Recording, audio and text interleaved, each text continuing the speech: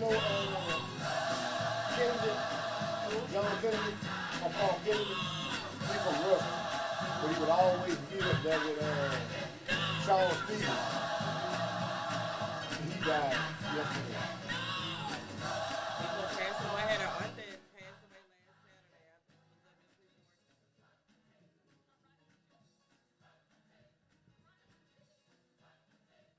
was up just reporting.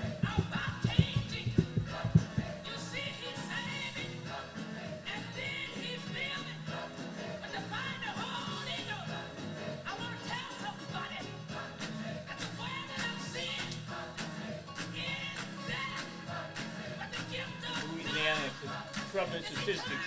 I took on NATO. That sound right?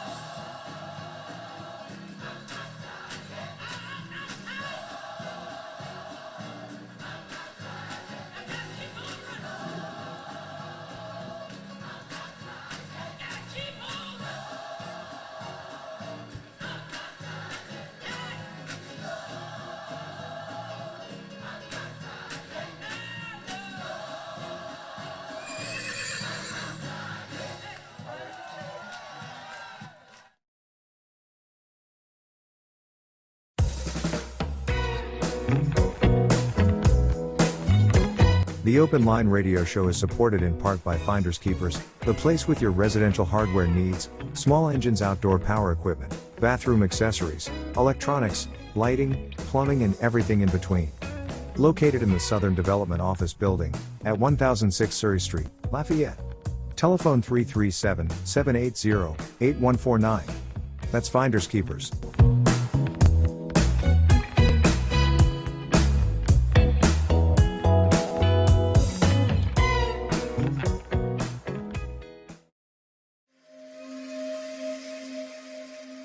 You are now tuned into my man, Brother Jay, and our conscious sister, bringing the people the knowledge on the Open Line Radio Show on 88.3 FM, your superstation for South Louisiana. 88.3 FM. Hi fans, this is your favorite actor. When I am in the Lafayette area, I listen to the Open Line Radio Show with Sister Kadisha and Brother Jay. Heard exclusively on KIEE 88.3, your superstation for South Louisiana. Open Line Radio Show, heard exclusively on KIEE 88.3 FM, your superstation for South Louisiana.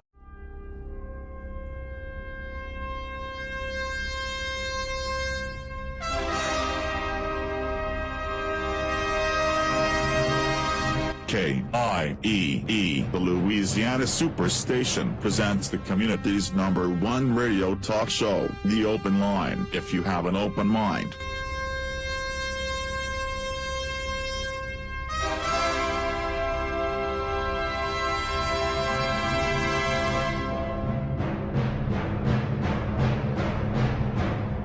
Greetings, brothers and sisters. Welcome to the Open Line. I'm Brother Jay. I'll be here with my co-host, Sister Khadijah. Stay tuned and relax for the Open Line on KIEE 88.3, your superstation.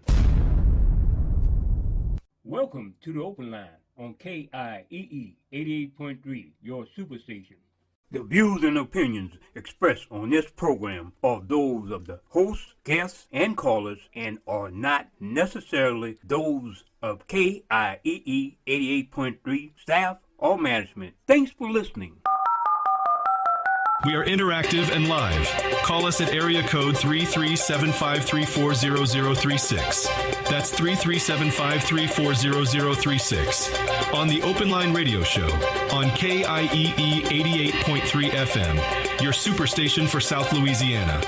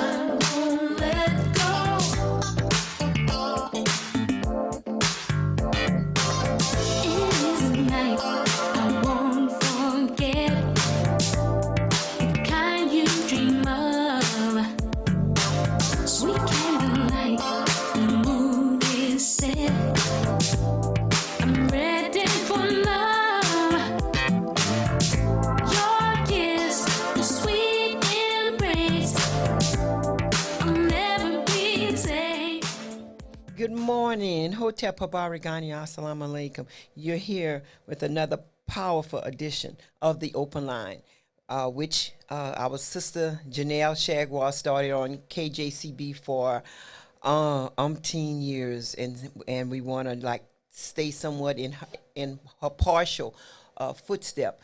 We have our spectacular attorney at law, Attorney Dua. We have Brother Jay, who is the behind the scene. I'm not exactly sure. Brother Jay, what is it that you do? You're behind the scene engineer. Okay, let's give him an engineering position. All right. And, Brother Jay, behind the scene. Okay, so we're gonna, Brother Jay, what is it that you wanted to say? Well, let's just go ahead with it. Ladies first, ladies first, ladies first. You know, it's been Women Month. I mean, it's supposed to be, even though it's our month, 12 months out of a year, so many years. What was it that you done for Women's Day, or what is it that you're doing, Attorney Dua? Good morning. First of all, let me throw out my disclaimer. Any information obtained here today is strictly informational. No attorney-client relationship or privilege has formed. I don't know. I'm really not sure. What you plan on doing? Well, what I was trying to anticipate is that it's something that you do on behalf of yourself or behalf of your community.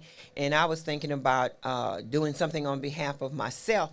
I'm trying to borrow a black credit card, because the black credit card means that there's no limit. No limit. I mean, you could go up to $20,000, but I haven't been successful. I heard Brother Jay has one. Oh, he must have a blue credit card, and they don't make those. Yes, good morning, Attorney Dua. We so glad to have you back in the house after your hyenas in crawfish heaven.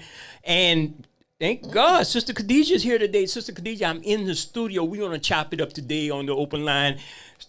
Much thanks to the staff and management of Southern Development, Charlie, and Mr. John Freeman for helping incubating these wonderful shows. Shout out to Brother Shaheed with Finders Keepers.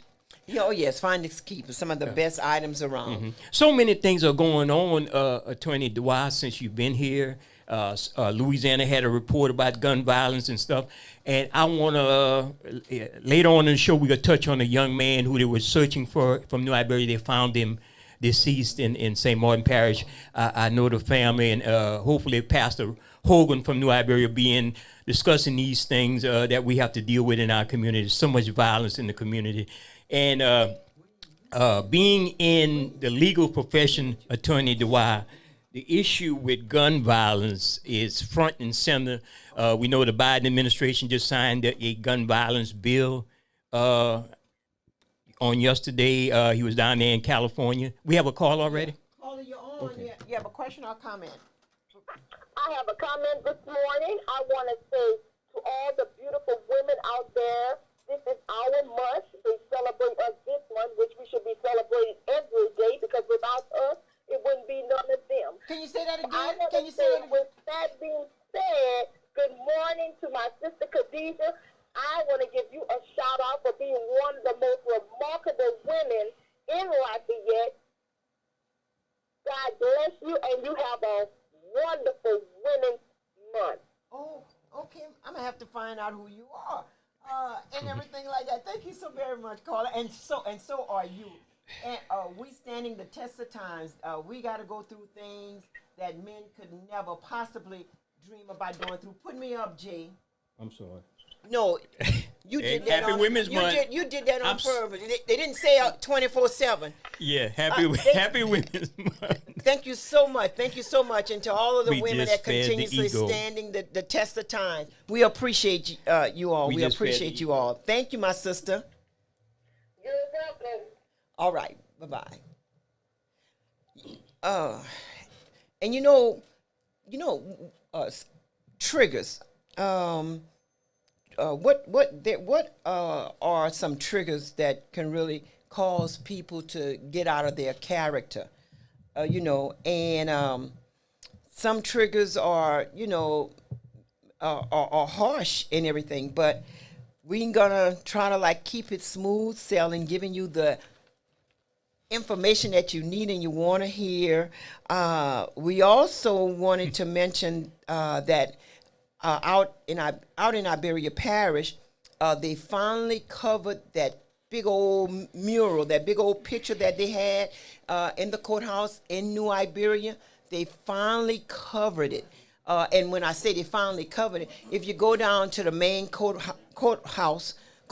in Iberia Parish, the 16 JDC, there was this big old painting, and the painting was you had a white man that kind of looked at like a devil. He had a something in his arm, like a stake, like he's hitting down, and all at the bottom of it was people of color, and he had his one of his foot on their head and everything like that. I was in the courthouse yesterday, and I seen how the picture got covered. It's covered with a large curtain and everything, but we've been talking about that for years. We've been talking about that. So I wonder what really caused them to finally put a curtain over the painting. I would have just throw paint all over it just to, I wouldn't even gone through the expense, but because it was somebody that donated something to them, that they couldn't really scratch it up or whatever it was. It was already messed up anyway. But I wanted to say that was some good news, and that's good to hear. Attorney Dwyer? I know exactly what you're talking about. You seen it? Oh yeah, because I've been to that courthouse several times. And I always wondered what that painting was about. Every time I was in the court, I'd look at it and try to figure it out. So I know exactly what you're talking about. Well, yeah. Well, finally, some of those that have a little bit of clout decided that okay, other people been talking about it just a little bit too bad, and so it's time that we do something about it, which was really really good. Yeah, that was there a long time coming. There was talk about that back in the 90s, late 90s, and you and I have been talking, especially yourself, and I never noticed it until I started going, dealing with the 16 JDC. And those symbols of intimidation in those courtrooms, they don't have no place in being in the courtroom because people already going there. When you experience a court, you've been in the court in trauma and worrying about how your outcome going to be. And you know, don't make me rattle off the statistics I sent you about Louisiana when it comes to criminal justice. It's so negative. So hopefully that might be a start that we have progressive-minded people that runs the court system. Okay, Attorney Dwa? Absolutely. So Brother Jay passed me some information about the gun laws in Louisiana. Mm-hmm. So this is very alarming. Louisiana apparently has the second highest gun death rate in the U.S., but lawmakers are reluctant to regulate them. I mean, this doesn't surprise me at all because Louisiana is definitely the sportsman's paradise. So we're all about guns and the Second Amendment down here. Oh yeah, You definitely know that. Now, someone had told me that they were going to the store and they were going to the store. They was at the store in New Iberia, and some I guess some people came up to them and gave them a subpoena for becoming a juror.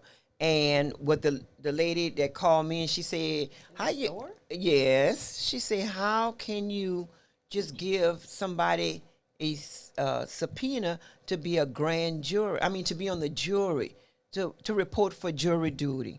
And to me, Brother Jay, a lady had called me and told me that they were handing out subpoenas to people in the store, at the different stores in Iberia Parish, to become jurors and everything like that. And she said, "Well, how could you just hand someone a subpoena to become a juror and you don't even know who that person is?" And a lot of people didn't accept it. But I don't know, for some apparent reason, I would love to become a juror and everything. I would take that subpoena so quick and sign my name. But yeah, a few people mentioned that to me. Well, you know, we have an attorney right here, and I have one of the things we need to ask: what's the criteria for how the system works to pick a jury or to invite somebody? I know it's supposed to go by the voting rules, but correct. Is there any vetting process on before they send out the request for a person to be a juror? So it's exactly like you said. It's people that are on. That are registered to vote. Mm-hmm. That's where that comes from. Can't have a criminal record, any of that. And of course, that's strange to me that you said that they're serving that in the store, because it's not the normal process. The normal process is they come to your house and serve it. Yes. The only reason I can think that they would be serving somewhere other than somebody's house is maybe they couldn't find you and they have a private process server. I don't know, but that sounds weird because it sounds like they were just passing them out to anybody. They was passing them out to anybody. However, a lot of people declined for one reason or another. And I'm like saying, if they would have passed me one, I'd have signed on it so quick, because it's no way that out of 55 years of voting that I still have never been called to be a juror. You know, so... But I don't know, maybe somebody from New Iberia this happened to or whatever, but I'm for it, because like I would want to get on, but I see the point with what you're saying, that with other people, you know, you have to go through this system. Right, it's supposed to be a random allotment. Okay, a random allotment. Out of the registered pool of registered voters. Correct. Okay. And I want to remind people we live on AOC Community Media, Cox 15 and LUS Channel 3. Check us out. We also on Twitter today. We also on Facebook, Open Line page. Go to the Open Line page, Facebook, and you'll see us live and in color. And we're about to do another wide shot. And I want to say, Sister Khadijah, no pulling up the hair today. Okay. Yes, you know. Some people, they just can't get out of being a nemesis, you know. And there's been other reports that came out that said hair relaxer is linked to ovarian cancer. Mm-hmm. You know, isn't that something? I mean, something that, I mean, well, when I say something that we've done, because I was a part of that industry. Right. Carly, you have a question or a comment? It was forced on me, but I was a part Hello? of it. Yes, you're on. Hello? Yes. I have a comment for the attorney. Go ahead. I want to know if they charge racial gesture. You want to know what you're breaking? You're breaking. Your phone is breaking up. Can you repeat it? Yes. Your phone Can you hear is... me? Okay, yes, but your phone breaking. Go ahead.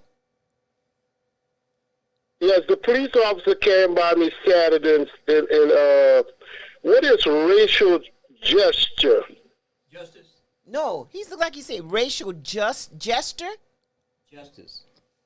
No, yeah, like a hand movement, pick up one hand, do something, but it's racial. What is that?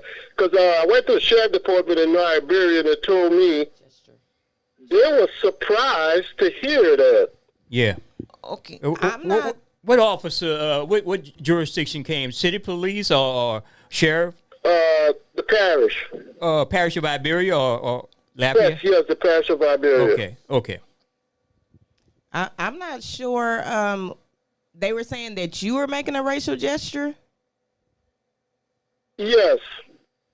What? So yes, I was making a racial gesture, and I was asking, what is that? Right, that's what I'm trying to figure out. So what was it that you did? Allegedly. Right, they said that's what I did. That's what they said I done to two white guys. Called the police and said I was making a racial gesture to them. Yeah. That's a good one. You almost like when somebody used the N-word, racial slur or something like that. He said gesture. No. Nothing was said to them. Nothing was said to them. Right. They looked in my yard. They passed on the motorbike, look in my yard, and they called the police. And they said that, so the patrol captain's supposed to call me in a little while to explain what the charges was. He's supposed to talk to the two officers. Yes. And I went talk to the captain, and what I was charged with, they came in my yard, and two guys just walked away where I called the police officer and said I was making a racial gesture at them. So what were you charged? He said in all his years he never heard of nothing like that. Yeah, you were charged with racial gesture, right? Right. Okay, the movement of your body. Well, we never heard of that. Or maybe, did you stick the bird at him? No, he asked me did I do that. I said no. I said me and my friend was talking in my yard, and they passed, and they seen us. Me and him was talking, and next thing you know, police followed them to the other guy's house. And matter of fact, it was a black police officer who wrote the report. Yeah, well, that's a ridiculous report, and whether they're black or white, that is ridiculous. And I think I'm glad you're speaking in public media, because now the Louisiana ACLU is filing lawsuits for intimidation, harassment, even all types of wrongdoing by local law enforcement, even people putting false charges or even making up charges. So the Louisiana ACLU will put you in contact with their telephone number, because they are documenting these cases. Right, we got to get your information. But I've never heard of such a crime. I'm so confused now. Right. Once you can see the charges on paper, you right. And you keep on. I'm going to pick up the phone so that we're not on the air with this. But we appreciate you calling in. Trust me, the A-team gonna find out what's what, because we also need to know what the officer's going to tell you when he call you to let you know what this is. Yes, ma'am. Yes. You want to ask him something? I mean, the whole thing is just weird, because it's just not enough investigation became and gave you, I guess, a citation for that, just because somebody said. And I'm no, man, he never gave me no citation. I just wanted to know why he was coming in my yard, because two officers came in my yard, and I asked him, I said, well, what's going on, officer? He said, I'm trying to find out from you. I said, I didn't call you. I said, you coming in my yard questioning me. I said, well, what's the problem? I'm trying to find the problem out from me. I said, I don't have no problem. Well, yes, indeed. I would advise you to get with an attorney ASAP. Yeah. But, okay. And one of the things I've heard of criminal menacing, right? Menacing charge. Okay, what's your name? No such thing. I've never let's heard of that. So you're right. Talk to an attorney. But I know the ACLU, if it's something that deem as ridiculous or not a non-legal charge, I would file a complaint with the ACLU of the arresting people or the charging agency and file a complaint against them. Because the only way in the state of Louisiana, and I'm so proud of what they're doing compared to what, other situations, that they are actually making an impact by filing these lawsuits against these local law enforcement jurisdictions. So, well, in Louisiana, almost anything goes. It's proof positive. The documents are out there. I think one of the things that Brother Wallace might call in and ask you about small claim court, how difficult, how would it be easy to bring somebody to small claims court? I think that's his question. He might call in if he's listening. Okay. So as far as small claims court is definitely not difficult. Small claims court is one of our courts of what's called limited jurisdiction, because they only go up to a certain amount. Some courts go up to 25,000, 30,000, stuff like that. Right. And the rest of the cases that are over that would have to be brought in district court. So small claims court, a lot of people handle the cases themselves because the amounts are so limited. I mean, you can have an attorney. To me, it's always great to have an attorney, but the expense to have an attorney for such a small amount may not be worth it. So small claims court, you will go to city court and they will give you the information on a petition that can be filled out, and then you can just go from there. You write your information, their information, what happened, and they will serve the person. They'll give you a court date. Same thing like district court, but it's just on a smaller level. Yes. Well, we had a few calls that was on. I was trying to get the information.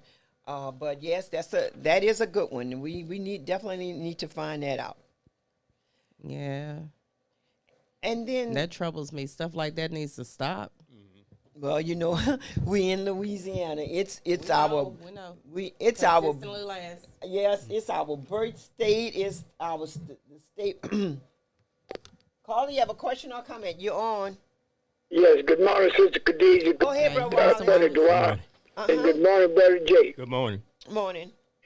Brother Jay asked a question that I wanted to ask: how difficult it is to get in small claim court, to bring a complaint against someone, or to get a judgment against someone that wrongly did you something, So small claims court it's not going to be that difficult to get in. Like I was saying, I'm not sure if you were listening just a few minutes ago. So small claims court is what's called a court of limited jurisdiction because of the amount is smaller than what you would bring in district court. So small claims court, a lot of people are what's called pro se, or that means that they represent themselves because the amounts are so small. A lot of times in small claims court, it's really not even about the money. It's more so about the principle. And a lot of times the money is not that much. I mean, for some people, for others, of course, it's a lot. So if you feel like you need an attorney, I would say get an attorney. But for small claims court, the amounts are so small that you probably could just handle it yourself. And small claims court would be here in city court.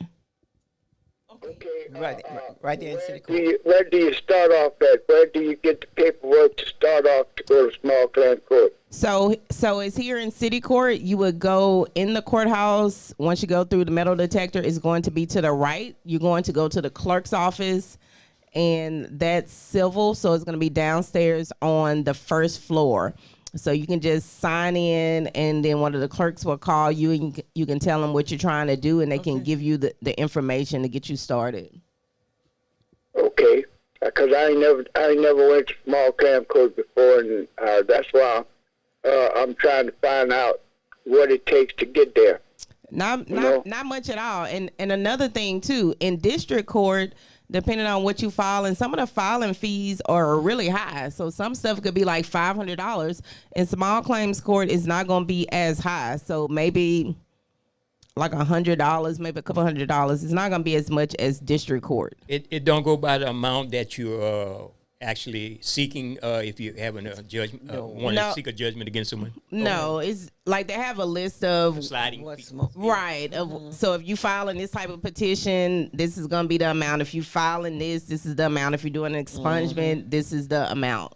Yes. Okay. Yes. Okay. Well, I sure appreciate the answer. Yes, sir. And we'll talk later. Y'all have a blessed day. Okay. Yes, sir. All right, Thank you. Right. And you Thank say you, Brother that. Wiley. Yeah, thank you, Brother. And you say that you go right there to it's city court. Well, you're gonna have to check to make sure city court is still there, because didn't the mayor Josh Guillory either made some type of deal where they're gonna be moving city court and the marshal's office. And the marshal office, yeah. Mm-hmm. And he without telling them about it. Yeah, without telling them about it. Yeah. Oh wow. So well, I don't know when it's taking effect, but it's still in money changes its location everything right now. Yes. Yeah, that's the location right now. For the moment, it's in that location. Yeah, they want to build a apartment complex. Yeah, a high-rise apartment complex. They work in Lafayette around, I guess. Mm-hmm. Yes, indeed. And there was a judge out of St. Martinville, Louisiana, the Honorable Judge Carl Williams, from St. Martinville, and he was the epitome of what a judge was actually should be about and everything like that. And because he gave the people a chance, just like the reason why some of the black lawyers took the state of Louisiana to court, because they wouldn't allow black lawyers to become judges. And I just wanted to send a shout out if anybody, the Honorable Judge Carl Williams, who wound up dying, I can't go into some other this stuff, but Judge Carl Williams from St. Martinville, he was a superb judge, and that's what judges need to try to do to be and everything. And because it seems like those that have made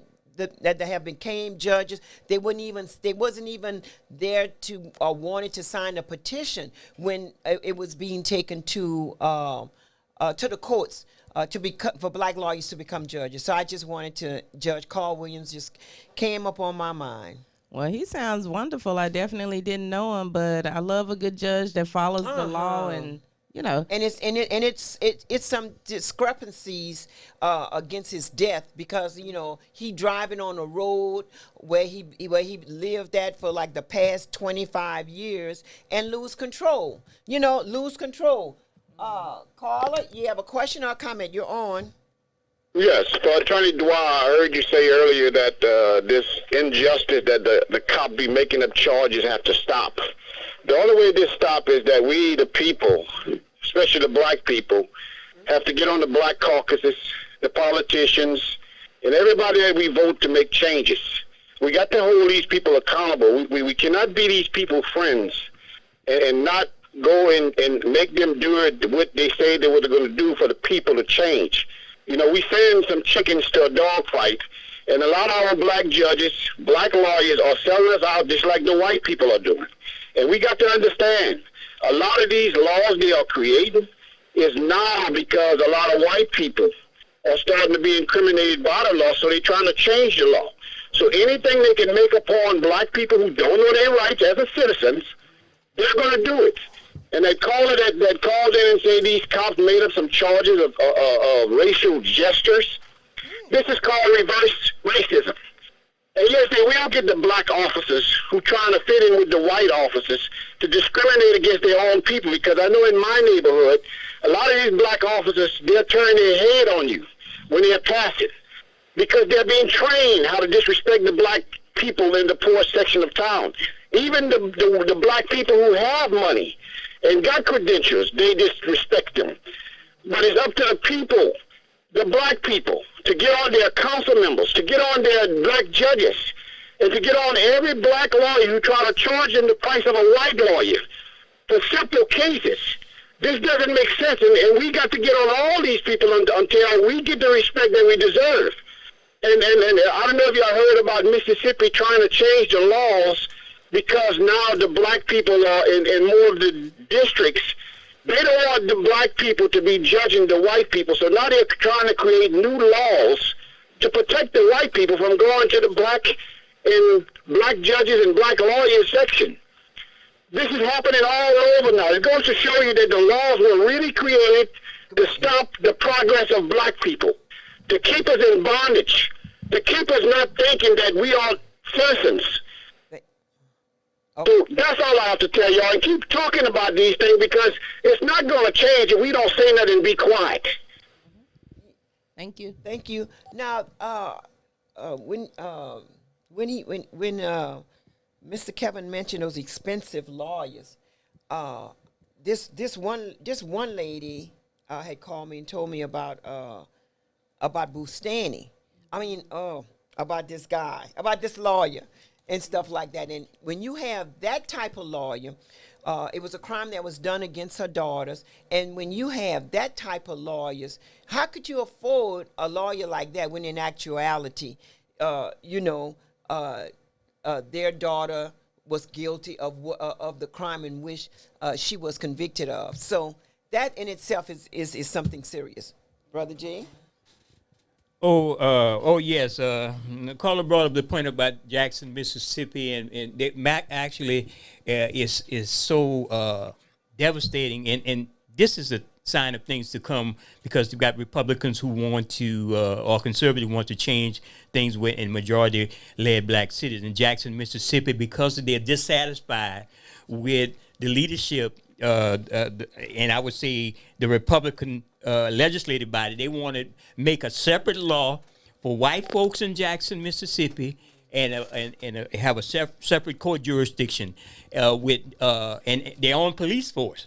This is so crazy that the people of the Ron DeSantis type and the people out there in Mississippi are trying to do, and all of these things are taking shape in this election cycle. So you're going to see a lot of those shenanigans come forward, especially going back to Florida. Actually, they signed into bill some more laws concerning doing away with Black history studies in the state of Florida on yesterday, and this is coming to a state like Louisiana and other areas. Yes. Carla, you have a question or comment? You are on. Yes, I have a comment. So I think we all agree that a racial gesture is an illegal charge. So, we can agree on that. The point I want to bring up is that the entire parish council voted to fund that new building for the sheriff's office at the court. That over $1.5 million building was voted unanimously by the Iberia Parish Council. All of those seats are coming up in the next election. So we need to really evaluate who we run for those seats and what people we put on that parish council. We have the opportunity to replace the entire council. There are enough voters to make a difference and to replace these people because they don't represent the people. That's my comment. All right. Yeah, all thank right. you. Thank you for listening in. Yeah, well. Now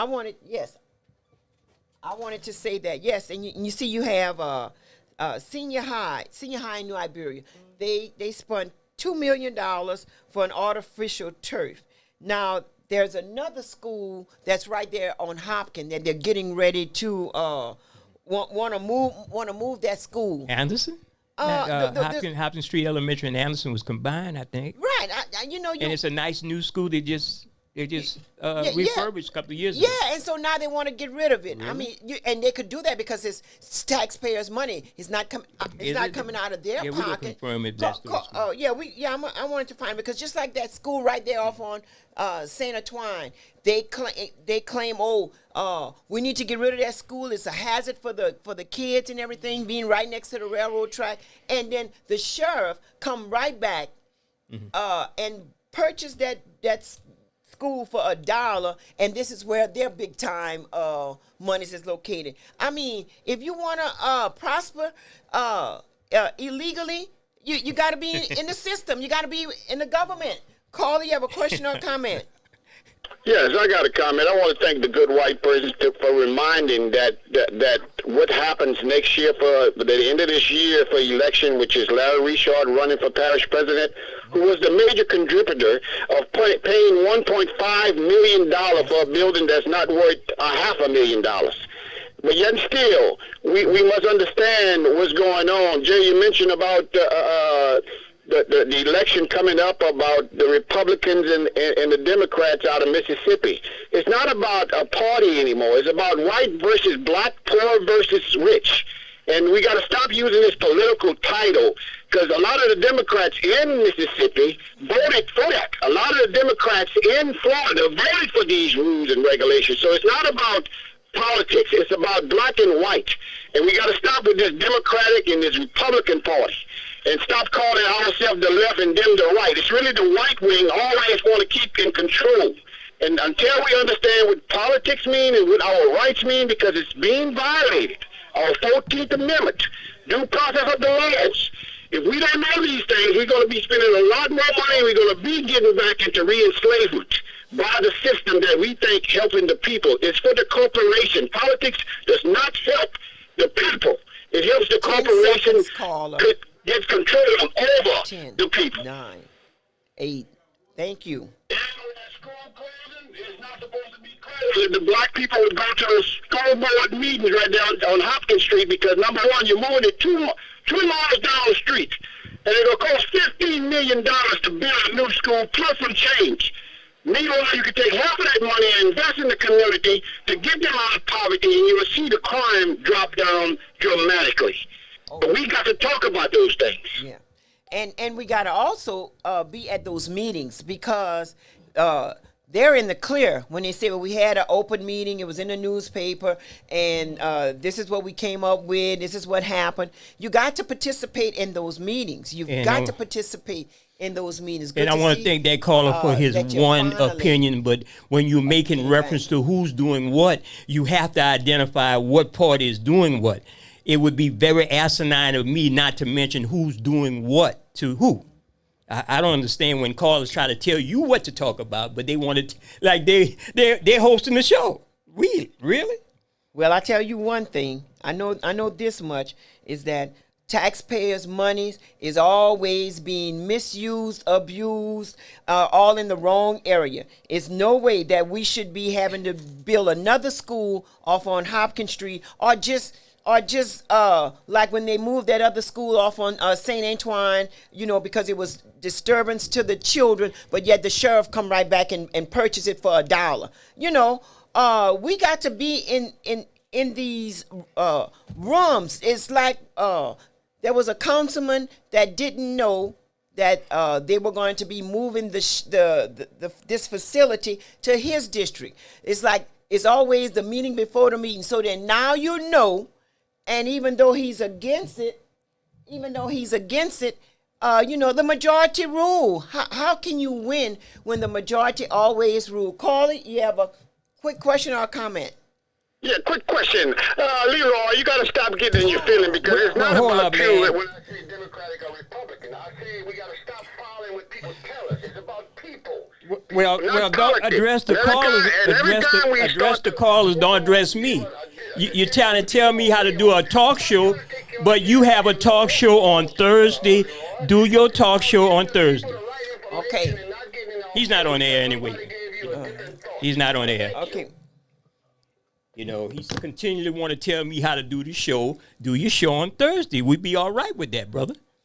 Okay, so it's the It's the open line. We were discussing a gesture that we just found out that and we didn't find out that there is such a crime as a gesture crime. You know, I could be scratching my head and stuff like that, and they might say, we see that. You did a gesture. What's the bad gesture? And stuff. Carly, you have a question or a comment? I got a quick comment. I'm going to push back on you, Sister Khadijah, on insisting that we have to attend all these meetings. I appreciate that, and I do try and attend as many meetings as I can. But that's why we elect competent people to represent us. We should elect competent people to represent us so that we don't have to attend every single meeting. Otherwise, they're going to screw us. Yes. So that's what they do. We end up electing the wrong people, and so we don't attend every meeting, and they just take every penny that we have, and they take every right that we have, and they end up arresting us for racial gestures. So the solution really is to band together and to elect people that actually represent the people and don't represent the businesses and the wealthy of the parish. That's the solution to not having to attend every single meeting and not get screwed. That's my comment. Thank you. Okay. Yes. Okay. Yes. Well, yeah, that is the truth. Elect competent people. Where when they get in the seat, then not only that, but then so many times, like in one particular, in several elections, you have 2 and 3 different people running for the same position. Why not let the better candidate run for that position?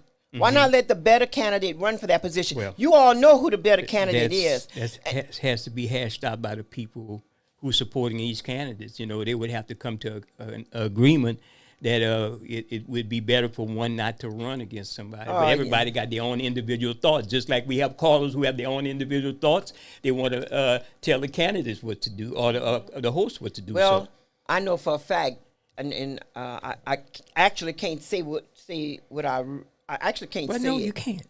Okay, you can't. But I mean, we got a lawyer here. If you see an attorney that's on the council that's doing a really good job.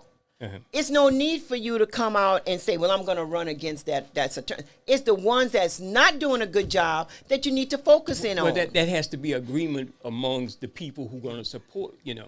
Yeah, and the problem is you have different people that have different interests. Yeah, everybody wants to rule the world. We know that syndrome. It has a lot in Louisiana. That sounds logical in theory. Yes. But in the real world. Yeah.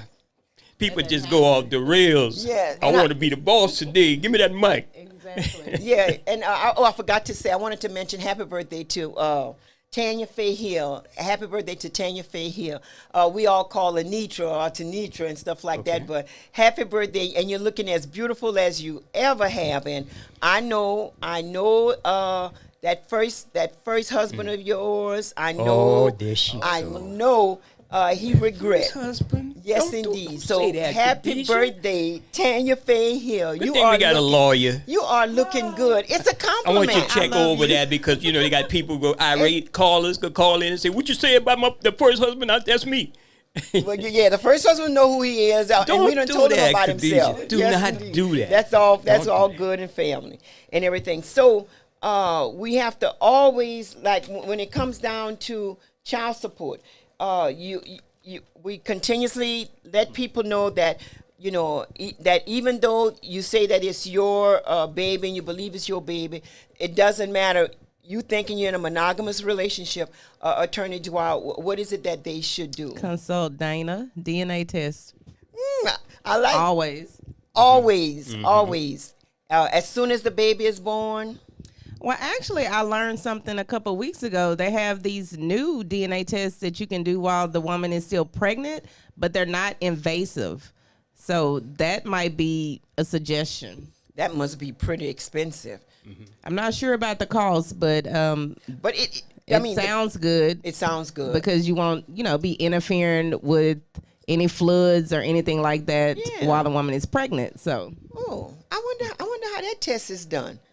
Because because the baby's inside, and they're gonna go and reach the baby. That's a No, so they don't. It's not invasive. So they don't stick anything inside. I think it's from maybe like the mother's. I don't know if it's urine or it's something from her fluids that they get this reading from. Okay, get the reading from. Okay, But that's very new. Okay, very new. So in other words, you don't have to wait until the baby's done. You can do that, but they have new stuff out now where you don't have to do that. And how often, Sister Khadijah, I know you'd asked the question, how often do they update the laws on child support to the people who are actually in the district attorney office and the attorneys who have to defend the clients? I don't really see that really updated too much. The most recent updates, educate, we got a new directive coming down from. I mean, not much as far as the actual child support laws and the guidelines and all of that. I haven't seen that updated in a while. What has been updated is stuff that stems from it, like fathers being in arrears and being in prison. So now they have it where you can file to suspend it while they're in prison because they can't pay it anyway. Right. So they have those different laws like that. But as far as the guidelines itself, not in a long time. Okay. Carly, you have a question or comment? You're on. I have a comment. You're on. Morning. First of all, I want to say good morning to all of y'all. Good morning. Morning. And second of all, I want to say to you, Khadijah, my beautiful producer, you're just a person that wake up with fire. But they say if you want something done, you got to do it yourself. Well, let me do this myself. Happy birthday to Tanitra Faye Hill. Not Tanya. Tanya's the sister. Oh, sure. I'm Tanya. You're right.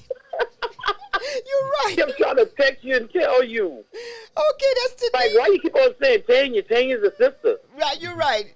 My bad. But happy birthday to my sister, childhood friend, Tanitra Faye Hill Olivia Castillo.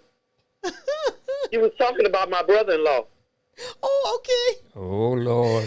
You said something about T-Bass. I sure did, and I meant every word of it. I'm trying to keep her out of a liability charge. Let me get this straight myself. But I want to tell y'all, and also I want to say this right quick before I go. I was hearing y'all saying something about the meetings and stuff. Let me say this. Monday night we went to the meeting with the mayor of Lorville. That man was so rude and ignorant. He wouldn't let nobody talk. He was telling the police officer to throw people out. It was just ridiculous. And let me tell you what disturbed me. I couldn't take my eye off of him when he got off of that, what is it called, a podium, whatever it is. When he got off of that thing where the board was sitting, he got up with his fist clenched, walking away, going to the back, because he was so upset. And I'm like, this is a sign of aggression towards your people. You telling me that you cannot, and nobody's being rude or anything. They're just trying to tell him, what he did, where he was wrong. And, of course, he said he wasn't drunk. And everybody's like, wow. And I'm like, I got the video right here. You can see how drunk you are. But how do you have a meeting when, and the police officers were great. They would just come and tell us, we needed to be quiet and stuff. But it was frustrating the way he was treating people. So how do you go to a meeting and you can't even voice your opinion?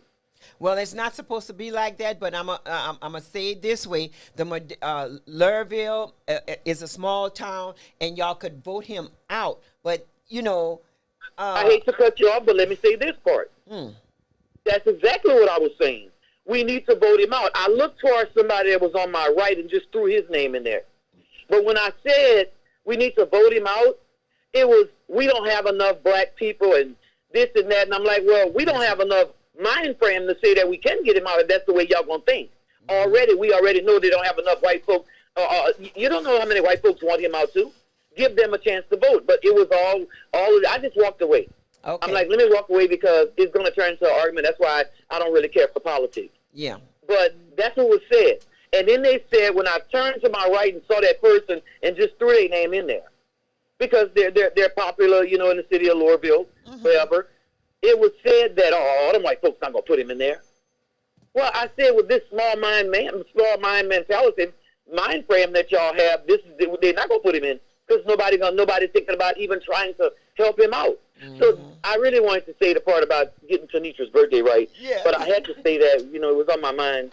I just be trying to listen and not call him because I got things to do. Yeah. But people just not going, it's so scary because they so afraid of I'm just gonna sorry to say it, the white man. And there's white people that don't want him there too. Mm-hmm. But y'all have a blessed day. All right. All right. Thank you. And Lurville is a small municipalities, and that as long as I can remember, there's always been white. I got my guess. White males there. Okay. Guess is here. All right. Second hour. All right. Okay. So back to Attorney Dwyer. We touched on some very important issues this morning. And everything. We found out about this new racial gesture, which we're gonna be looking into and stuff. I have the gentleman's name and stuff because he said a police officer is supposed to come by him today. I think today or sometime this week, and let him know what is the racial gesture. But I mean, laws are made all the time. One thing about laws is that I usually would say, you know, all laws is made to be broken, but I was talking about like the bad law, the one where we were 3/5 of a person, not thus, not that type of law. Attorney Dwyer? Absolutely. I agree with you. We covered some good topics today. Let me say this. I'm asking for prayers for my family. I had an aunt that passed away this past Saturday. And I'm going to celebrate her during this Women's History Month and every month, because if it wasn't for her, I wouldn't be who I am. That's the aunt that kept my daughter while I was in college and while I studied for the bar. So I appreciate her. Okay. You and you have our humbly sympathy and everything. I would like to call her name out to the ancestors. Aunt Dorothy Land. Okay. Yes, indeed. Yes. Khadijah, you want to wind it down? Oh, well, we have to. Oh, yeah, we got another segment coming up. Okay. We got another segment. Okay, so it's time for us to get up. Well, no, you could get. You get. I love Sister Khadijah. Well, that's what she's saying. She's still after me because of the trolls. You know, the 7 things to know. Okay, about getting a mammogram. Women, y'all have to get mammograms. Mammograms, that's the breast x-rays. That's the best screening tool. We have to find out about breast cancer early when it may be easier to treat. So women, it's our month, even though it's our month for the 11 months of the year and everything. If you see a woman or a good sister, good friend or whatever, you know, maybe treat them out to dinner. Give compliments. It's idea to just give off compliments from strangers. You know, I remember when my hair would be pie-eyed, somebody would come up and say, oh, but your afro looking good. You know, and I know for a fact that it wasn't. But it was She's just, on TV. It was the gesture. Afro look good. It's the gesture. I mean, you see somebody. Afro looks good, people. Trust me, it looks good. It's the gesture. You know, give out that compliment to each other. And, you know, compliment your young sisters, your young women and everything like that. If you see a sister that's underly dressed, well, no. If you see a sister that's underly dressed, just let her know. I have some nice clothes in my closet that I know you would love that could fit you good. That can cover you up. That's right. Because, oh, my land. I can't go there. But we want to. Thank you so much, Attorney. Yes. Thank you. So in the meantime, before we have to get up, like Sister Khadijah said, if anyone needs to get in contact with me, my number is 337-534-4020. Once again, 337-534-4020. Okay. Bring some crawfish next time. Y'all know I love crawfish. Mm-hmm.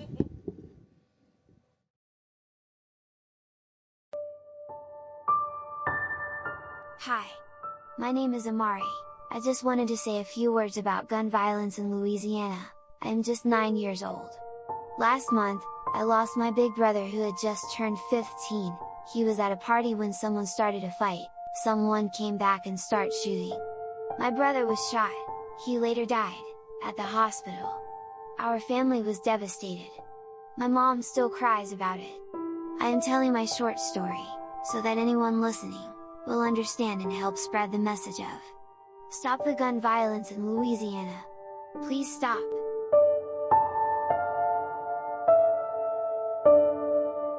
This is an Open Line Radio, public service announcement. Serving the community with information.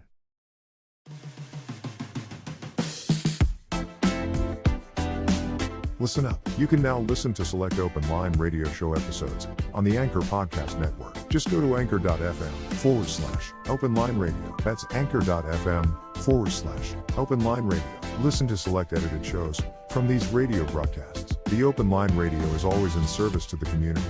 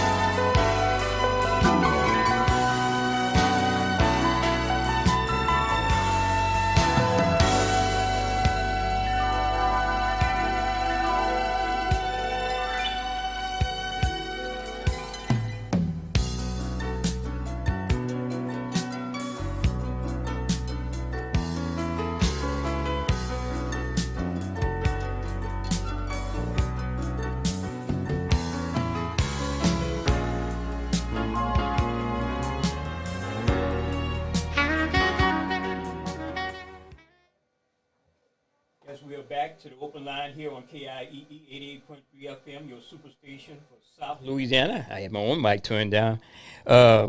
Sister Khadijah will be right back, but we got some special guests from New Iberia. We got a brother who's a listener to the open line show. He's called many times. I recognize his voice.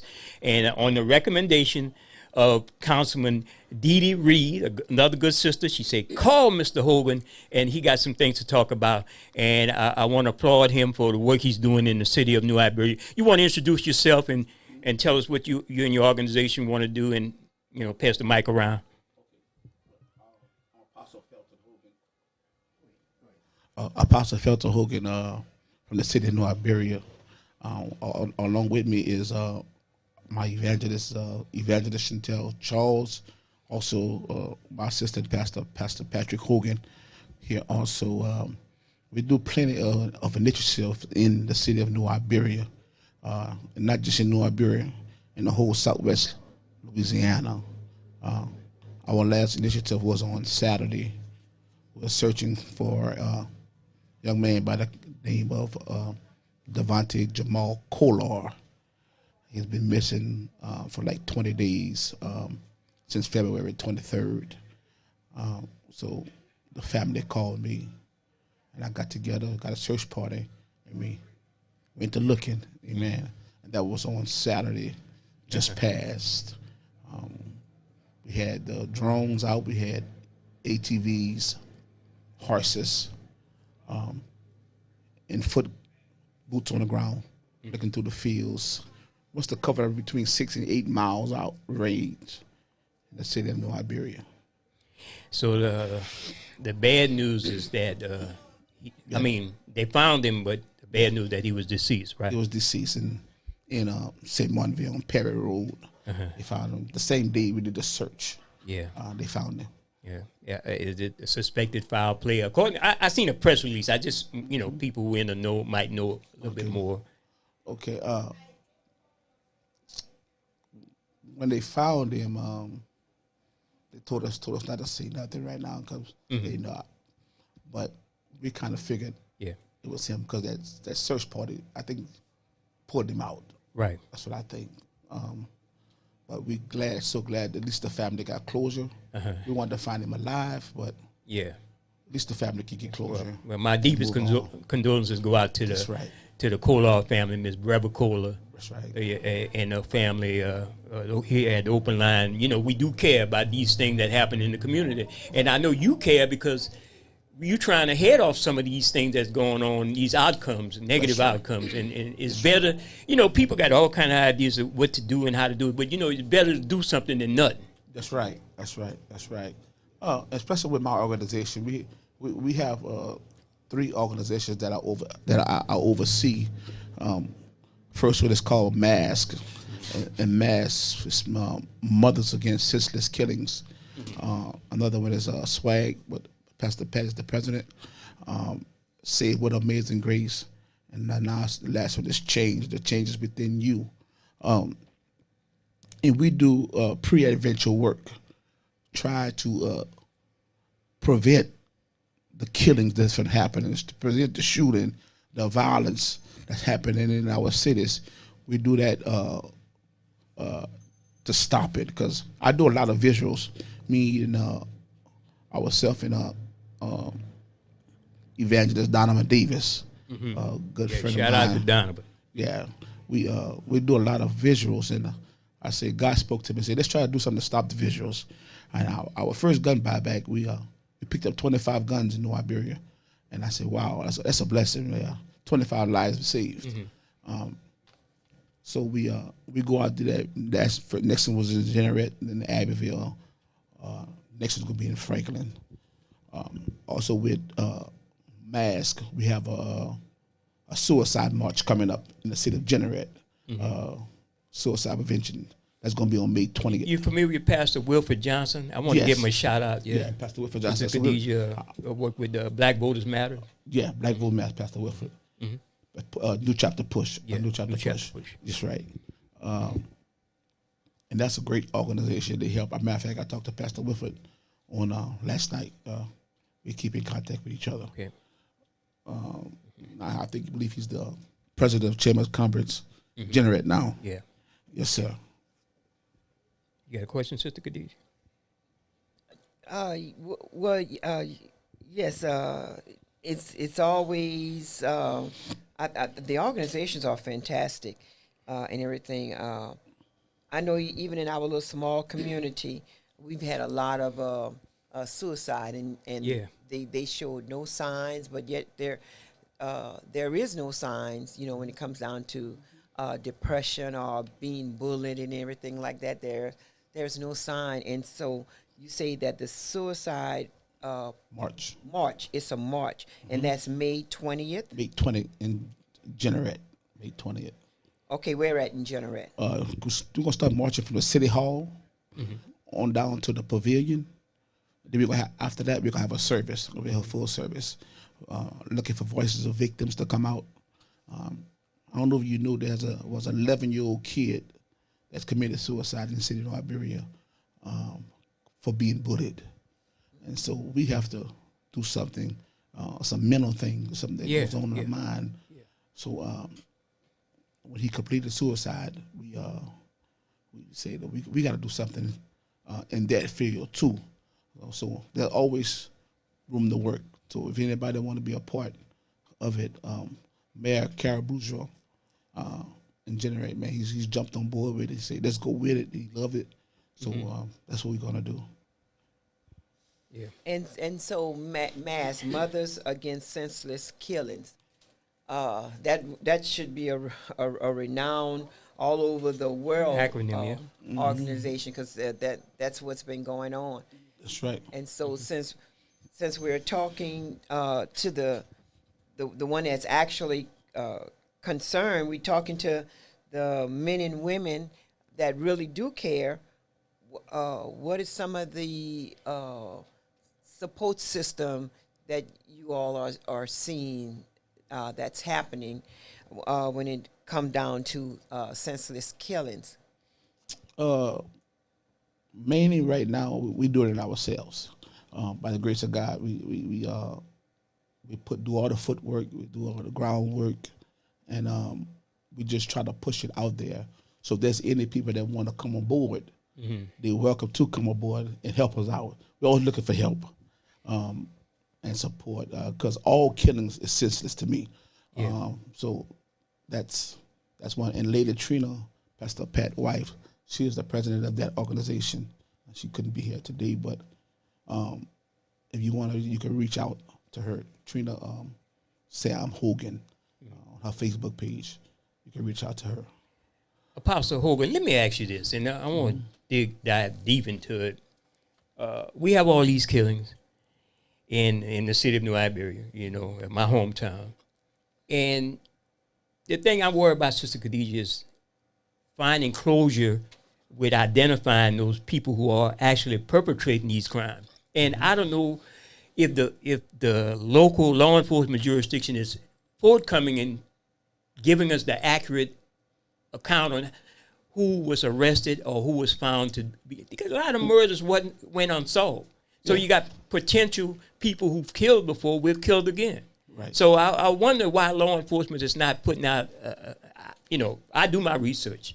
They're not putting out the numbers of the people killed. People need to know who's getting killed and the disposition of the case, the outcome of, whether or not they found the killers, and I don't know if you know anything about that. Well, if they're working with you guys to tell you guys. What I do, our mayor, Freddie, he's very good. He started a new campaign, how you go, Pastor? Yeah, you could pass the mic to him if we need. No more silence, stop the gun violence. And we are working together with law enforcement. And there's law enforcement, they are doing much as that they can be done. Because when I talk to Chief Todd, community has to work with the law enforcement, because they're not just going to talk to law enforcement. Community is not going to talk to law enforcement, but they'll talk to us. So that's why I go on the ground a lot. I be on the ground, and I ask questions, and try to figure out what happened, and when they talk to me, I can transfer it over and get some of these crimes solved. Yeah, like I said, it's an issue. Yeah, it's an issue. Having a face on the person who committed a murder, you know, and it don't have nothing to do with snitching, because if somebody kills your mother, it's hard for somebody to say, well, no, don't tell. Hell no, you tell them kill your mother or your baby or your child, you know? Right. And people have that attitude. And it's so hard to get through that attitude. They want to take care of business themselves, meaning they want to roll on the same person who done the injustice to them, and that is the problem. That's right. Retaliate. They want to retaliate. But no, but I learned this. It was just let nature take its course. Let the laws of the land fulfill, because you just get hurt somebody else, and you be put in prison with the same person that did the wrong to you. So I believe that the law, the cops do what they have to do, and everything be better for that. Carly, yes, you have a question or comment. You're on. You're on. I had a question about who was the preacher for yesterday's show, and where can I get a copy of his sermon? Okay. Well, you probably call back between 7 and 9 tomorrow. That's Cowboy Preacher. He does the playlist for that morning segment, the Gospel Hour here at 88.3. All right. Okay. Thank you. You're welcome. Yeah, so it is troubling, and again, your work is you're trying to bring awareness to people in the community. So what can the public do to give you help on what you're trying to do? What you would have them do? Have them show up, show their face, show that you care, that you're concerned about, especially our children today. And that's what's going on right now. Our children killing children. Right now, it's in the age between 15 to 16, killing each other. Yeah. And no, that was before. Now, it's from 13 to 15. And if we don't stop it, it's going to be 10 to 11. Caller, you have a question or a comment? You're on. You're on, caller.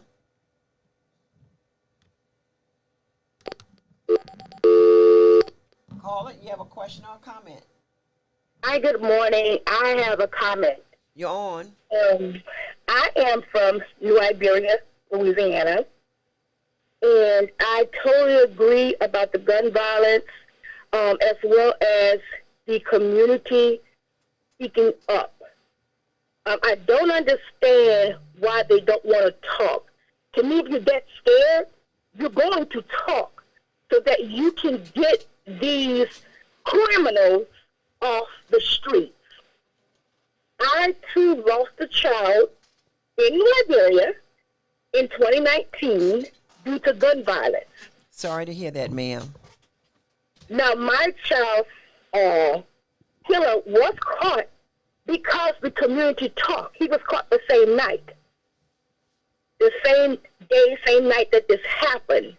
And it is the community that has to talk. So many times we want to lay it at the feet of authority. But if they're not talking, if they're not talking on their nephews, their cousins, their sons, it's going to be a cycle. It's going to be a repeated thing, and it's going to be a lot more visual and a lot more planning of funerals, especially for our young black males. So they have to get out of this mindset of, I am not talking.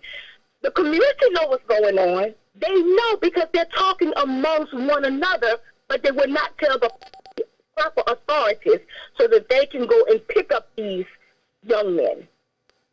And that's where it lies. And the church needs to hit the ground running and come from behind those four walls. Because you're not, those that are going there, that you need to come from outside those four walls to reach them and teach them about love, because there's no love in their hearts. You can't love and do what you're doing and taking lives. You can't. There's no love there. And that's pretty much what I wanted to say. God bless you all, and thank y'all. Thank you, ma'am. Yes, ma'am. Thank you. And we're sorry for your loss. Yes, ma'am. Thank you. Caller, you have a question or a comment? Yeah, I have a question for the pastor. So, Blake Miguez is running for state senate, and his main platform is constitutional carry, which essentially puts more guns into the community. I believe Donovan Davis is supporting Blake Miguez's run for senate.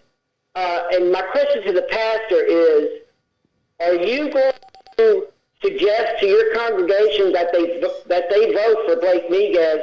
And wouldn't it be more productive if we ran someone for Senate, Louisiana State Senate, like Sister Khadijah, to represent us to try and get more guns off the street, as opposed to Blake Miguez, who wants to put more guns on the street because that's how he gets his money and that's how he gets his power? Shouldn't we elect people to protect the community instead of promoting these people that harm us? So my question to the pastor is, are we going to support people like Blake Miguez for the Senate? Are we going to start running people like Sister Khadijah that actually represent the people? Thank you. Thank you. That's an excellent question. Okay. You want to? Can I just get to this other call? Okay. Yeah, call it. You have a quick question or comment. You're on. Okay, good morning, Sister Khadijah. Good morning, and good morning to the pastor. Hey, look here. You know, I want to say this, but here in Lafayette, they putting cameras on in basically strategic areas, you know, and I think a lot of people say cameras goes into your privacy and stuff like this here, but I guarantee you, a lot of the shooting and stuff like this here they've been having going on in Lafayette, it done slowed down tremendously because these cameras is all over the place. And the cameras, if you treat them right, they'll treat you right. You treat them bad, they'll treat you bad. So, in other words, be under the watchful eye of the cameras, you know, because a lot of crime have been solved through cameras, you know, and until we learn how to deal with the cameras, if you ain't doing nothing wrong, the cameras ain't going to say you're doing nothing wrong. But if you're doing something wrong, the cameras got you. And this is the way we're going to stop a lot of the gun violence and things like this here, because you got cameras on every street that is going to pick you up and get you. So you keep doing wrong, they got you. Thank you guys for listening. Thank you. Thank you. Okay.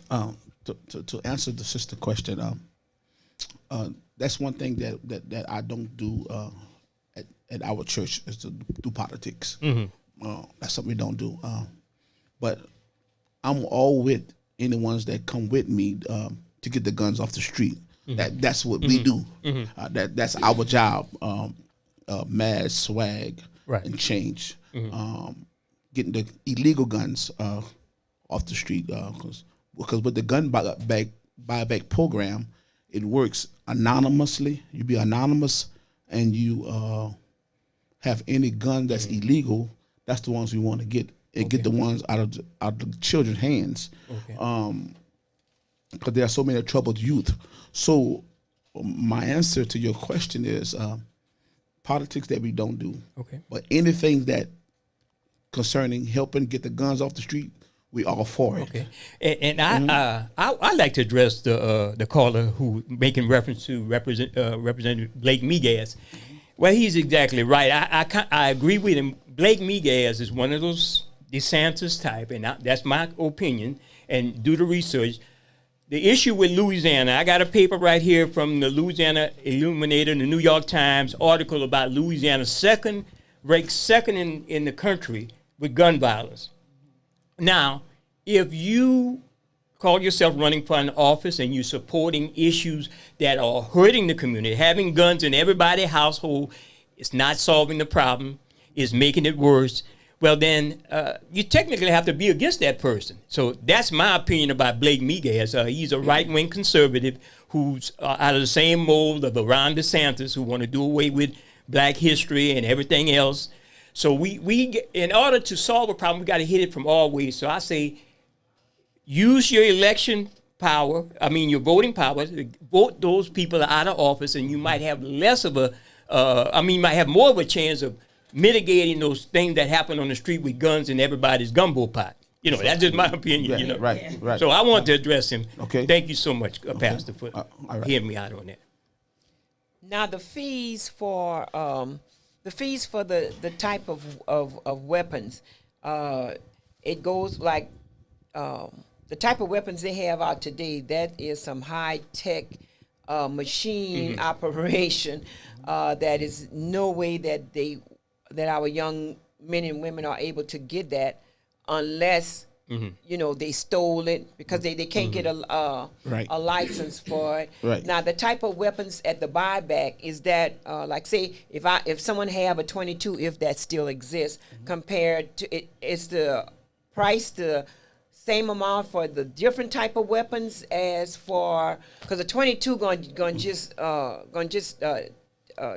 not even knock you out, in the right position. It will, but then when you have the M3s and all that, there's a big difference. It's a big difference, yeah. It's goes by the caliber, so it varies what kind of guns you have, and the name brand and how it operates.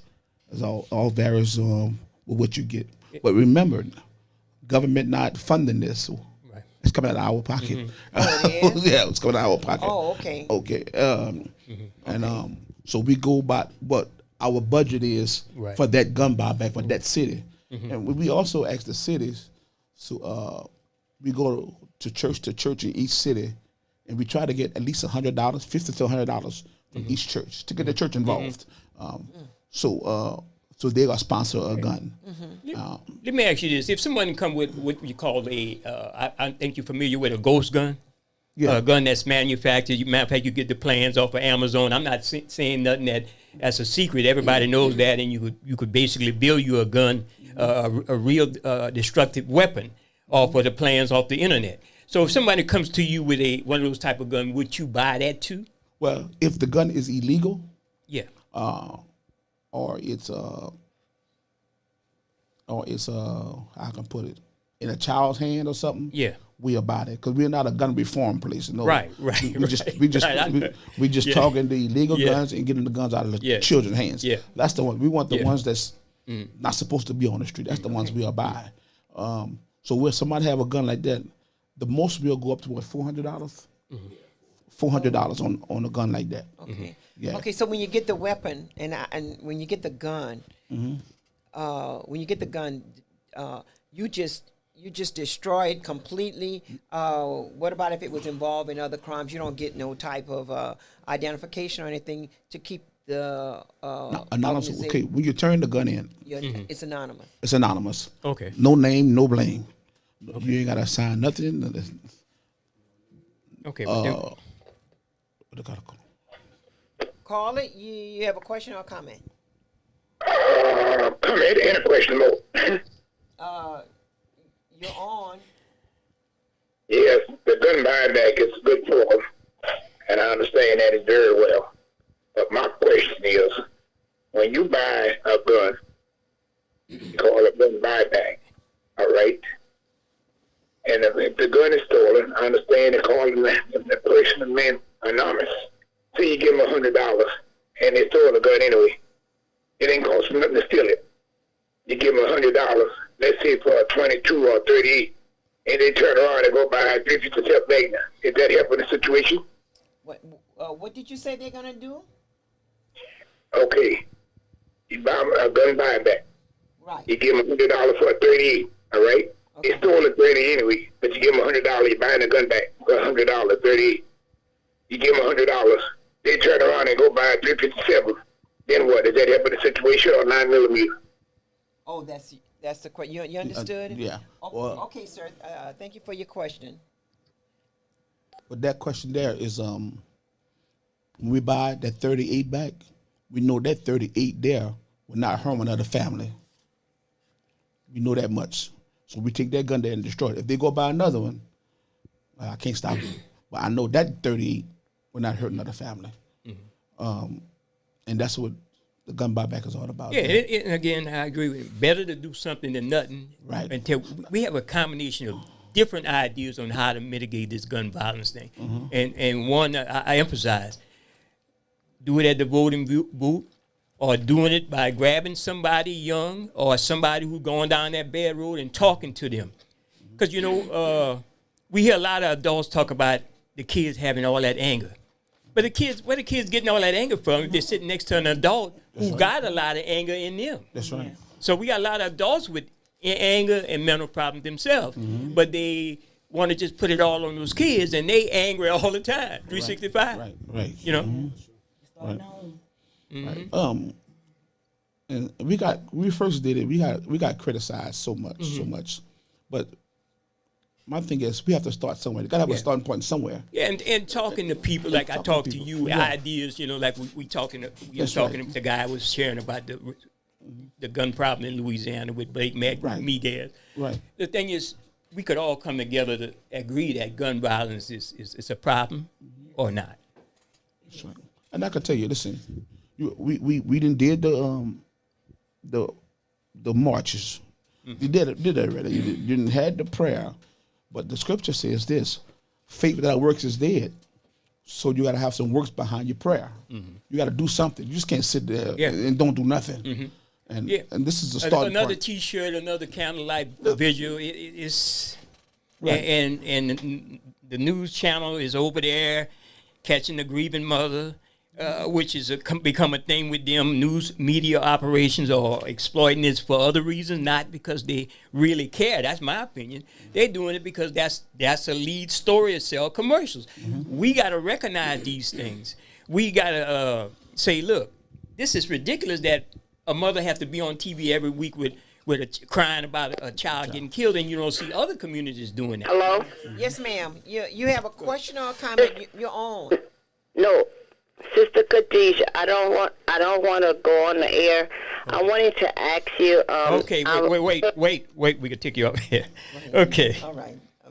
All right. Yeah. Now go ahead, Go ahead, Pastor. Yeah. So we started this gun buyback so we could do something. We did the prayer walks. We did did all this other stuff we did. But excuse me, this initiative. At least you get the guns off the street. And bringing attention to it. That's right. Yeah. That's right. So if we get somebody starting something, I believe that'll work out. Instead of just praying, and nothing happening, walking, marching, nothing happening. But let's do something. Oh, I'm with you on that. Put it to work. Doing something. Doing something. Because if not, it's going to rise, and it'll be uncontrollable like it already is. Yes. Uncontrollable. Yes. I haven't let you, they want to speak. You want to speak? Okay, all right. Good support. It's a good thing also is about getting guns off the street, but we also want to get them off the street too. There you go. You know, so less people that you have on the street, it's going to be less crime. So we can all come together, at least help some of these guys here to find jobs. And we all know somebody that owns companies that's in position that they can hire somebody. You see what I'm saying? So by the time these guys get off of work, they're too tired to go back on the street to do anything. Right. So that's where, you know, we all need to come together. Okay. And we didn't just get in this problem overnight. It was years and years in the making. The situation that we're in now. At one time, young men and women, they had the opportunity to go and work and get paid with these different jobs that was available. In the summertime, they had monies for that. And so it's not like if we just all of a sudden a rites of passage, it seems like, for our young men and women to go ahead and just shoot each other instead of either. There's nothing wrong with physical fighting. You know, it shows that you're not it shows that you're not a coward. But at least Brother Jay, it's still this wrong, though. It's still wrong in a because sense. it perpetrates something else. No, what I'm saying is that they're acting like some cowards. They need to go ahead and realize if I have a disagreement with you, So you want to fight somebody, or I'm mugging you, or something like that. You don't want then- to fight nobody. I then mean, you got to let it go. It's a disagreement. It's a Yeah. disagreement, Yeah. and they're not equipped enough in their brains to know that a disagreement is just a disagreement. It shouldn't be the end of the world. It shouldn't be your life. You're gonna shoot somebody because he was mugging you. Well, what the world is a mug? Oh, a stare down. Like Somebody I would staring do- down. I compliment women and men all the Like, time. you know what people have Can disagreement. you let me finish talking? You see, we have a disagreement now. You see, that's my co-host. I love my co-host. Yeah, I was just trying to say is we've had disagreement before. Yes. They don't know how to do constructive disagreement. Now, what I was thinking about when you say we've done the marches, we've done dust, we've done just about everything we could possibly think about doing. You know, to our young people, and we could put together like a semi little 3D play. Have a scene whereas, okay, look, I stole this gun. This is what I'm gonna just keep it for protection. Protection from who? Then you go and you show this innocent bystander. You just shot somebody for no reason at all. Now you got the mothers, you got the aunts. If we could like just do just a 3D play to get the message across, you know, when you hear a mother cry is something that you really can never let it go out of your mind and stuff like that. And we've got to show alternatives like Silky Slim. He was a real gangster at one time. Yeah. Mm-hmm. Okay, he was a real gangster at one time. Right. I mean, a real gangster, not this little make believe I'm wearing your color stuff type of gangster. He was really a gangster. He done turned his life around, and he speaks about that to the young kids. He was just presented the 2023 NAACP Image Award for his life-changing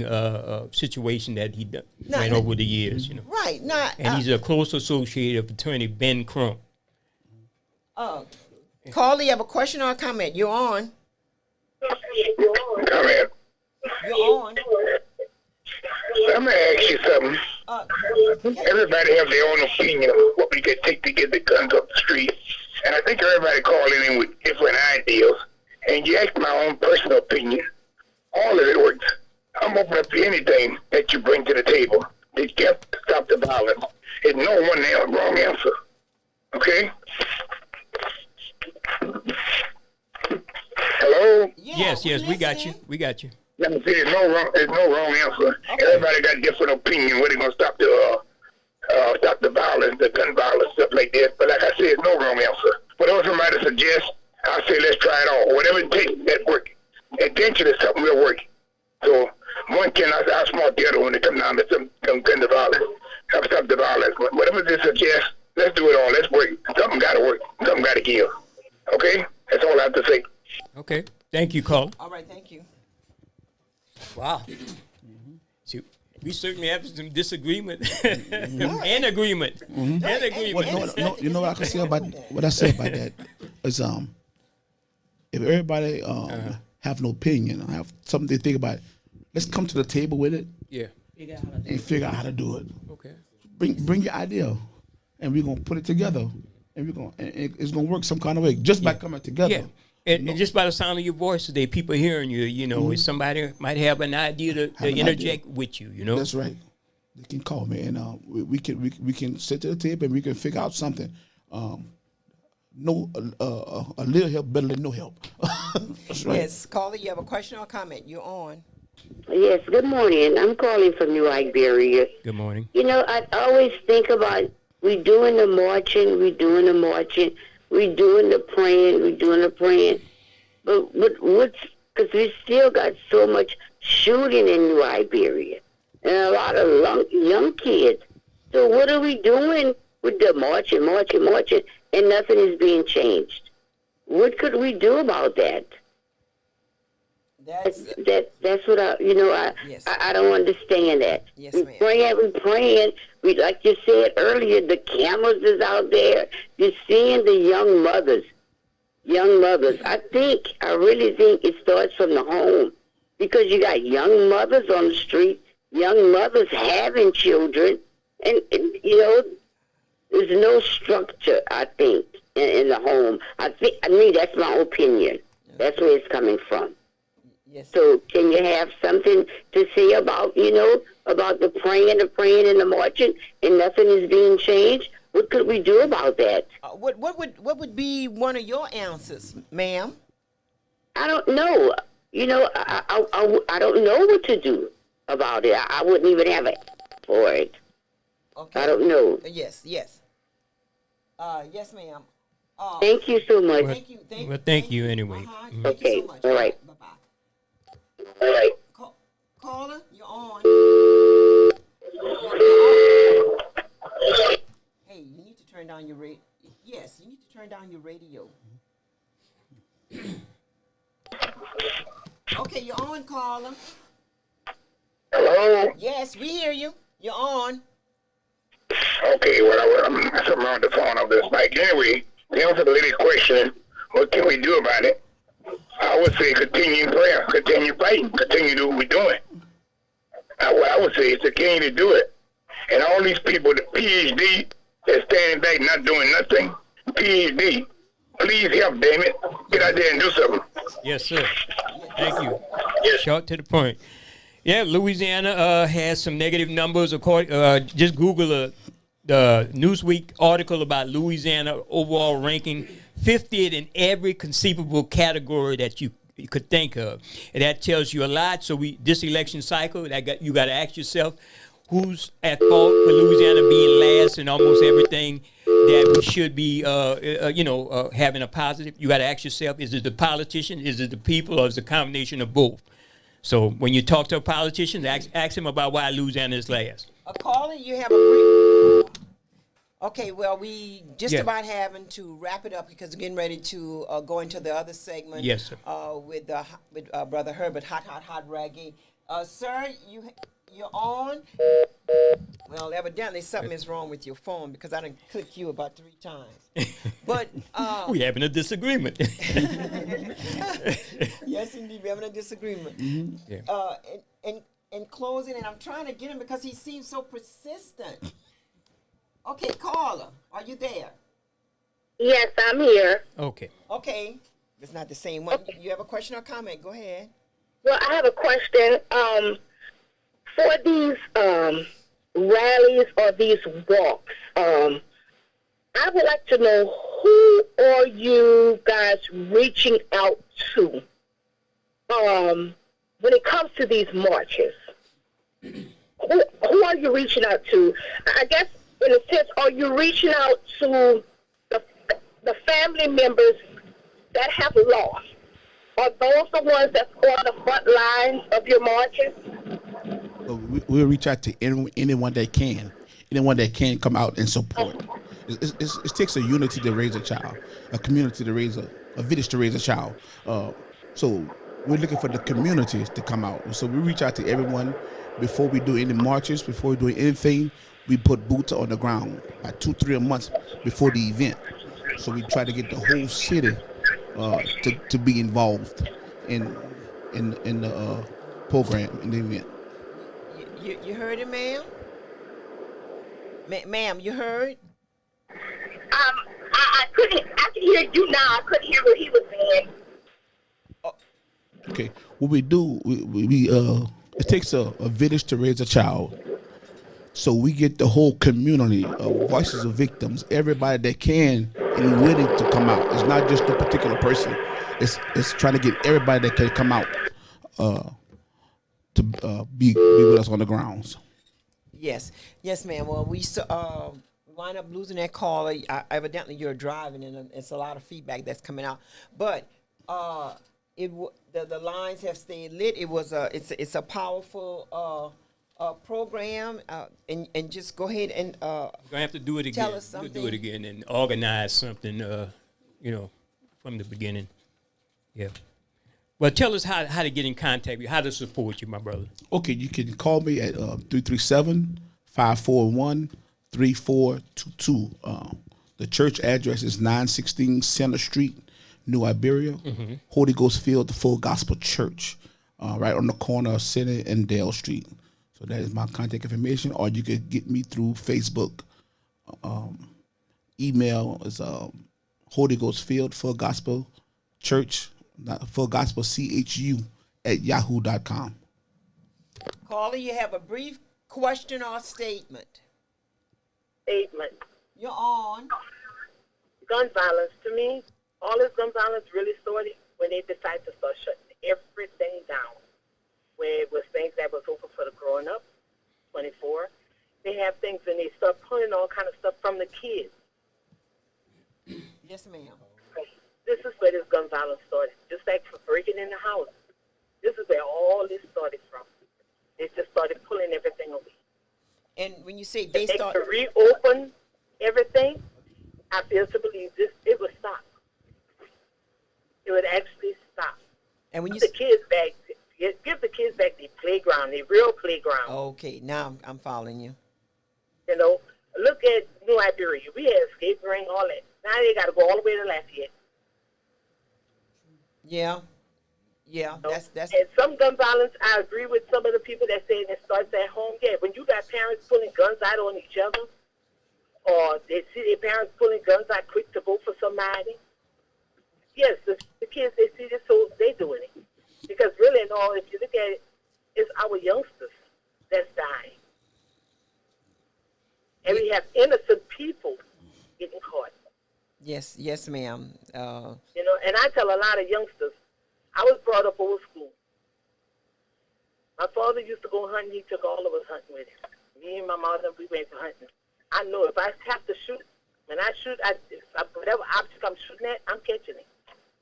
Right now, these here, they got them guns, but none of them wait for training for nothing. They ain't wait no training or nothing for these guns. So that's how innocent people getting killed. Yes, ma'am. Yes, ma'am. You made some really valid points. The kids don't have nothing to do in New Iberia. Now they got to come to Lafayette and stuff like that. That's under the representatives. That's the people that's supposed to be Jay. That's the people that's supposed to be representing the community.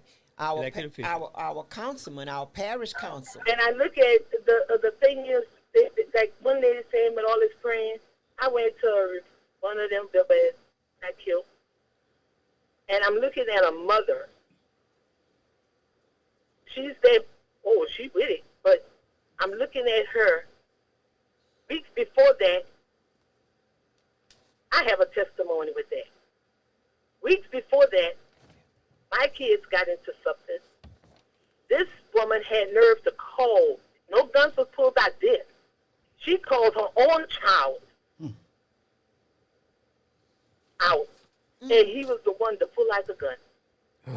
But she ain't tried taking no gun out of his hand. But you're there for the violence. Yeah. You're there to claim to support that you don't want the violence. Yes. You didn't stop that violence that night. Yes, ma'am. Yes, indeed. Well, we hear you. And this is the way my parents taught me. You pull out something, you use it. Well, caller, thank you. We got to wrap it up now for the next segment coming on, and we definitely appreciate you calling and giving us that. And that goes. Yeah, that is very good. And that goes to mine as a young man, Paxton. You know, he at the club. He from New Iberia at the club, in Lafayette, and got shot over just senseless stupidity. You know, the other guy had some kind of beef with him. Okay. I mean, it's just crazy stuff. Okay, so, Khadijah. And wrapping it up. Yeah. You want to give your information again? Give us information. How to reach you? Okay, 337-541-3422. Email is Holy Ghost Field, Full Gospel, CHU at yahoo.com. Address is 916 Center Street, New Iberia, Louisiana. We want to thank our great guest and assistant pastor and the evangelist. I'm sorry. If I had a place card in front of me, and Sister Khadijah, thank y'all guys for being here because you broke up a disagreement. That's what y'all supposed to do. Yes, indeed. All right. We thank y'all so very much. All right. Okay.